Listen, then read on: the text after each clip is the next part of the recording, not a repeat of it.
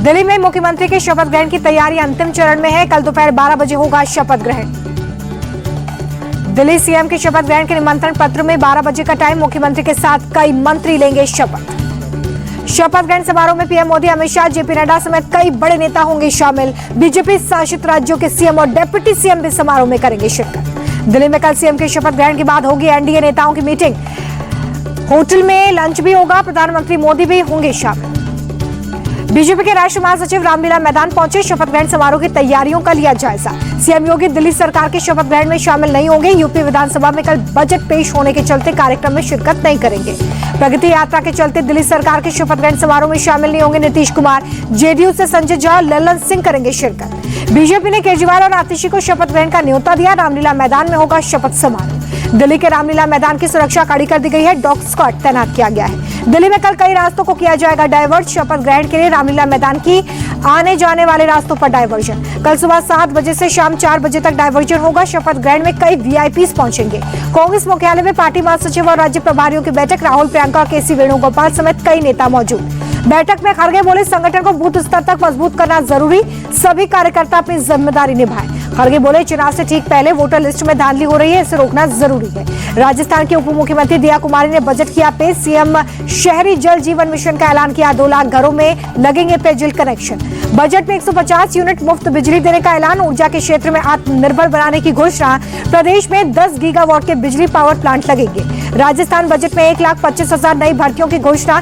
9 greenfield expressway बनाने का भी ऐलान। राजस्थान सीएम भजनलाल शर्मा ने आला कमान को सौंपा मंत्रियों का रिपोर्ट कार्ड। रिपोर्ट कार्ड के आधार पर ही मंत्रिमंडल विस्तार होगा। राजस्थान विधानसभा बजट सत्र पर बोले अशोक गहलोत, बजट में कई नई घोषणाएं नहीं की गई हैं। शिक्षा और स्वास्थ्य को महत्व नहीं दिया गया। राजस्थान बजट को लेकर बोले राजस्थान बीजेपी अध्यक्ष मदन राठौर, किसान युवाओं को समर्पित है बजट।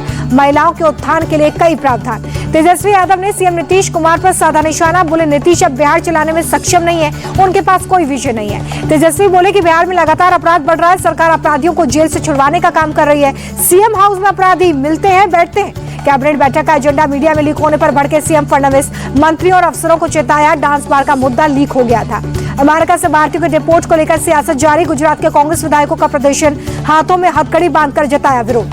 सपा विधायक अतुल प्रधान का विधानसभा के बाहर प्रदर्शन। गन्ना लेकर पहुंचे, गन्ने पर एमएसपी बढ़ाने की मांग कर रहे हैं। देहरादून में विधानसभा भवन में हुई कैबिनेट की बैठक। कई महत्वपूर्ण आदेशों पर मोहर लगी। सीएम पुष्कर सिंह धामी ने सीडीएस जनरल अनिल चौहान से की मुलाकात। कई मुद्दों पर बातचीत। सीएम ने सीडीएस को शॉल उड़ाकर स्वागत किया। मुख्य चुनाव आयुक्त ज्ञानेश कुमार ने कार्यभार संभाला। पूर्व सीजी राजीव कुमार की जगह ली।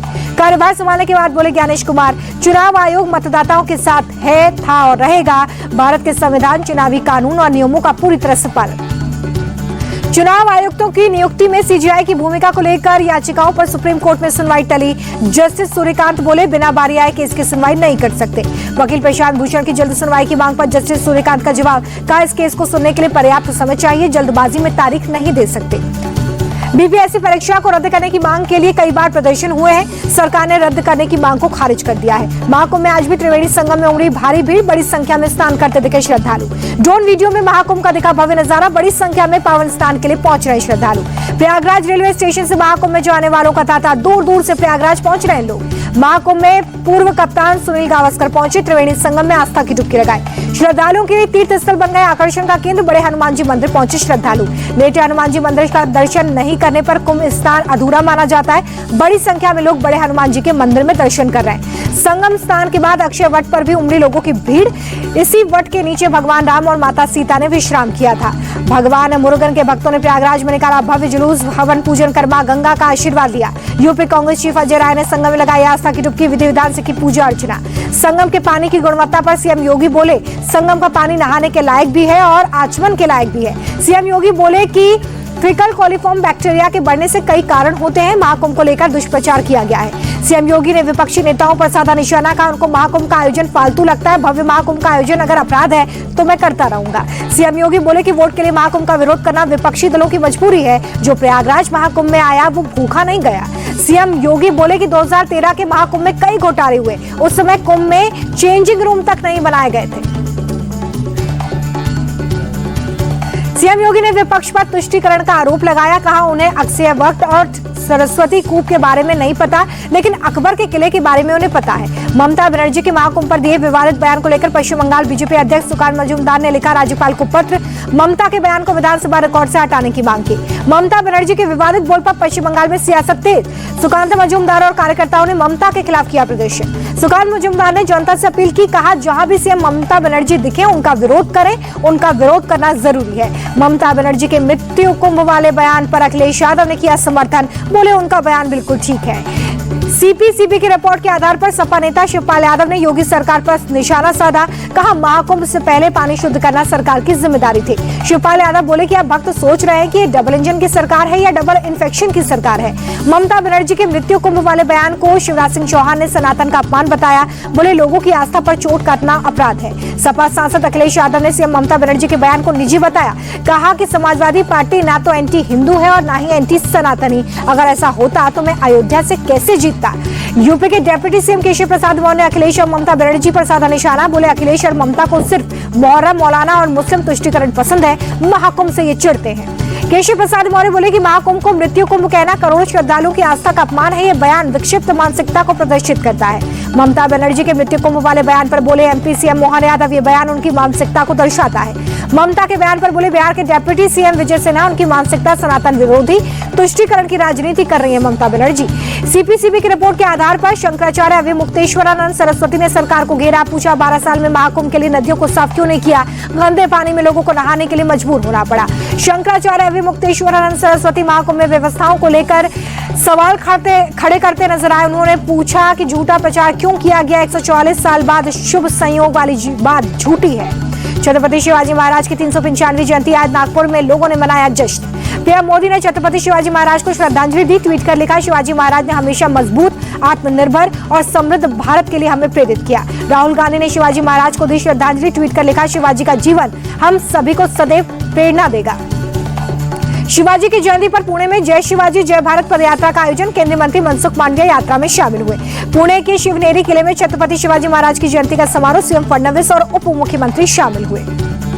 सीएम देवेंद्र फडणवीस ने क्रेन पर चढ़कर शिवाजी महाराज की प्रतिमा पर पुष्प अर्पित किए, भारी संख्या में पहुंचे कार्यकर्ता। पुणे के जुन्नर में शिवाजी की जयंती पर लाइट शो का आयोजन, जमकर आतिशबाजी की गई। गोवा सीएम प्रमोद सावंत ने शिवाजी महाराज को श्रद्धांजलि दी, शिवाजी प्रतिमा पर माल्यार्पण भी किया। जयपुर के राजभवन में छत्रपति शिवाजी महाराज की प्रतिमा पर माल्यार्पण, राज्यपाल बागड़े और सीएम भजनलाल शर्मा ने किया माल्यार्पण। तेलंगाना सरकार के साथ ही आंध्र प्रदेश सरकार ने भी जारी किया आदेश, सरकारी मुस्लिम कर्मचारियों को रमजान में दफ्तर से जल्दी निकलने की अनुमति होगी। एआईएमआईएम नेता वारिस पठान की महाराष्ट्र सरकार से अपील, रमजान में मुस्लिम सरकारी कर्मचारियों को 4 बजे तक जाने की अनुमति दी जाए। 1993 सीरियल धमाकों के आरोपी अबू सलेम की बॉम्बे हाईकोर्ट में याचिका, रिहाई की मांग, 10 मार्च को होगी सुनवाई। पटना, गुरुग्राम, बनारस समेत देश में 7 जगहों पर सीबीआई के छापे, आय से अधिक संपत्ति मामले में एजेंसी की कार्रवाई, आईएएस राजीव रंजन के ठिकानों पर भी छापा। पंजाब सरकार ने पुलिस विभाग में करप्शन पर बड़ी कार्रवाई की, 52 भ्रष्ट पुलिस अधिकारियों को बर्खास्त किया। 2 दिन पहले मुक्तसर के डीसी को भी किया गया था निलंबित। पुलिस के मुताबिक मरने वालों की कलाई पर घाव के निशान है, मृतक के परिजन भी एक्सीडेंट में हुए घायल। साजिश के एंगल से जांच हो रही है। कर्नाटक के बेलगावी में बिजनेसमैन की किडनैपिंग का मामला, कार रिपेयरिंग के दौरान बदमाशों ने अगवा किया, 5 करोड़ की फिरौती की डिमांड। आरोपियों की तलाश के लिए पुलिस ने टीमों का गठन किया, हत्या के एंगल से भी जांच की जा रही है। मुंबई के ठाणे की मुब्रा इलाके में पहाड़ियों में लगी आग की लपटें दूर तक दिखाई दी। छत्तीसगढ़ के पेंड्रा में सड़क हादसा, बस की ट्रक से भिड़ंत हो गई, एक महिला की मौत, कई लोग जख्मी हैं। तिरुवनंतपुरम के द गवर्नमेंट कॉलेज में रैगिंग का मामला, सीनियर्स पर बेरहमी से पीटने का आरोप, 7 छात्र सस्पेंड किए गए। रेलवे में भर्ती स्कैम पर सीबीआई का एक्शन, कई अधिकारियों पर केस हुआ दर्ज, हर कैंडिडेट रिश्वत लेने का आरोप। जम्मू कश्मीर के कठुआ में पुलिस ने कार को पकड़ा, करोड़ों की ज्वेलरी नकदी के साथ 2 लोग अरेस्ट किए गए। कल भारत और बांग्लादेश के बीच में चैंपियंस ट्रॉफी का मुकाबला, दुबई के मैदान में होंगी टीमें आमने सामने, दोपहर 2:30 बजे शुरू होगा मैच।